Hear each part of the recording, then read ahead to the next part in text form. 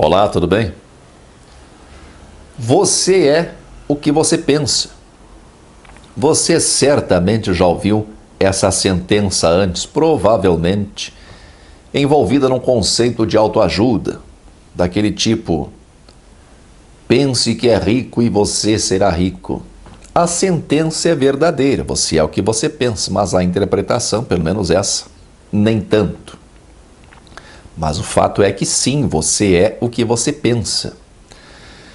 Eu até poderia tornar essa sentença mais específica, que ainda assim ela seria verdadeira.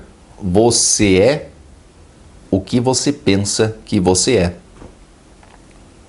Não deu para entender, né? Eu explico. Quem você é?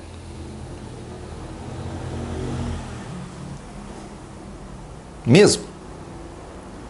Quem você pensa que você é?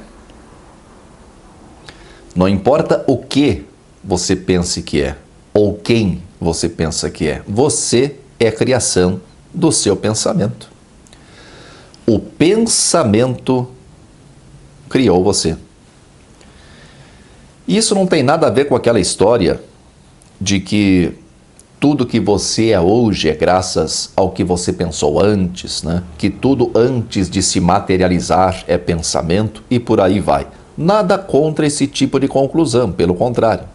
Mas não é bem isso que eu estou querendo dizer. O que eu estou afirmando é que foi o pensamento que criou você. Exatamente isso. Tu pensa que tu é tu.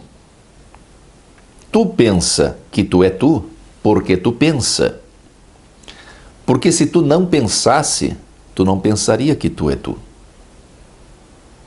Penso, logo existo. Essa assertiva lhe dá a impressão de que você pensa e, percebendo o que pensa, conclui que existe.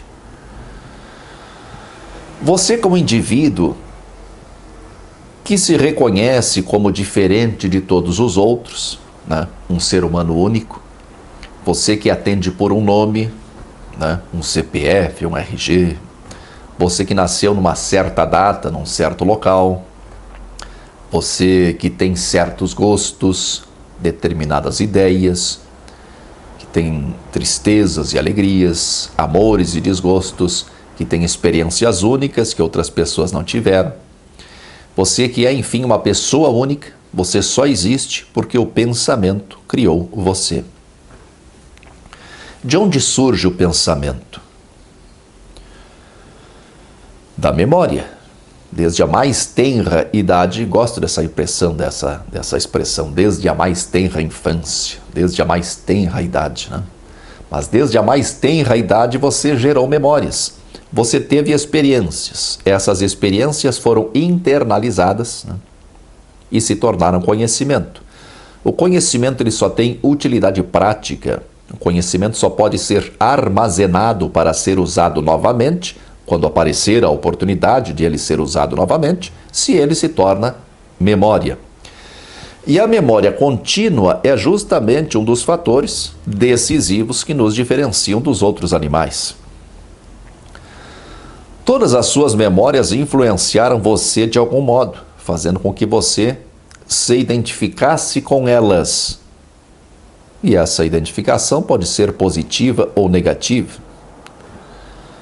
Desde crianças, desde a formação das suas primeiras memórias, as experiências pelas quais você passou e que se tornaram conhecimentos, que foram arquivados em formas de memória, desde a sua mais tenra infância, passando por todas as etapas da sua vida, foram formatando o que você é hoje. Desde a sua infância, você foi se identificando com o conteúdo das suas memórias. Você herdou, é verdade, você herdou milênios de tecnologia humana. Tecnologia essa que lhe permite falar, escrever, entender coisas através de palavras. E você já deve ter percebido que os seus pensamentos são todos compostos de palavras. Inclusive, vale a pena você se perguntar se existia pensamento antes do surgimento das primeiras palavras. Então, o pensamento é fruto da memória. O pensamento é o responsável pela solução de continuidade das suas memórias. Foi o pensamento, que é fruto da memória, foi o pensamento que deu a você essa identidade que você tanto preza. Então, depois de décadas, não sei quantos anos você tem, mas pode ser 2, 3, 4, 5, 6, 7 décadas. Depois de décadas de idas e vindas constantes ao seu arquivo de memórias, comparando, selecionando, revivendo, fugindo, em meio ao turbilhão de palavras que vagam incessantemente na sua mente, fizeram de você o que você é hoje. Perca as suas memórias e você perderá a sua identidade. Não é isso que se vê nas pessoas que sofrem perda de memória, principalmente nos idosos que sofrem de Alzheimer ou algum outro tipo de demência. Aliás, há alguns filmes, para quem se interessa pelo tema, tem filmes muito interessantes sobre esse tema. Tem o filme chamado Meu Pai, lançado recentemente, O Filho da Noiva, Íris, Diário de uma Paixão, Longe dela, Família Savage, Para Sempre Alice, A Viagem de Meu Pai, Viver Duas Vezes, Supernova.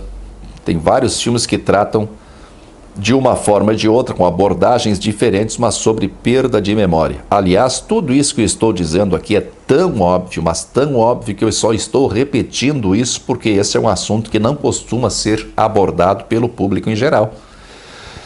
É evidente que somos o que somos graças às memórias que arquivamos e graças ao que pensamos sobre essas memórias. Você pensa sobre as suas memórias. Você lembra. Mas quem é esse você?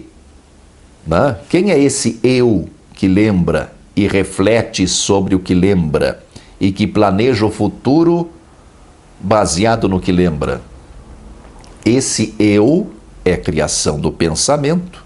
Esse eu é um artifício do pensamento para dar solução de continuidade às memórias. A mente não suporta o vazio, por isso é tão difícil meditar profundamente.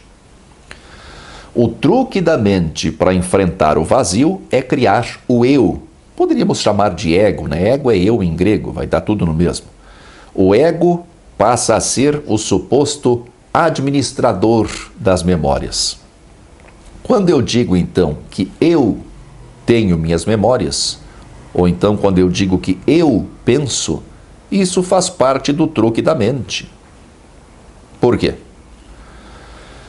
Esse eu é criação do pensamento, que, por sua vez, se originou da memória. Logo, não existe um eu pensante. O que existe em termos de identidade é só o pensamento. Você é o que você pensa. Deu para entender agora? Você é o seu pensamento. Você não existe como indivíduo. O que existe é o seu pensamento. A sua noção de individualidade é provocada pelo pensamento como um artifício em busca de permanência. Esse é um dos motivos que me levaram a desacreditar da reencarnação, pelo menos da maneira como ela foi entendida e ensinada por Kardec.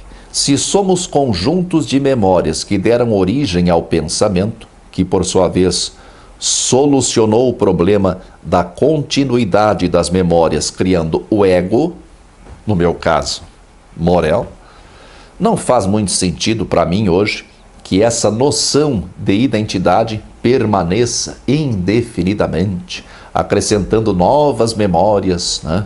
Sempre novas memórias através de sucessivas reencarnações. Eu acredito que continuamos existindo depois do fim desta vida. E isso é uma percepção pessoal. E acredito que podemos continuar, pelo menos por algum tempo, podemos continuar depois do fim dessa vida, né? Continuando em alguma outra espécie de vida, podemos continuar por algum tempo influenciados por essas memórias, dependendo de fatores que nós não dominamos, nem conhecemos, nem dominamos. Mas achar que essas experiências nos definem como seres imortais me parece um excesso de amor próprio. A mesma mente que não suporta o vazio e que por isso cria o ego, também cria hipóteses em que se agarrar para não deixar de existir. Se não soubéssemos que vamos morrer um dia, essas hipóteses não existiriam. Coisa mais óbvia.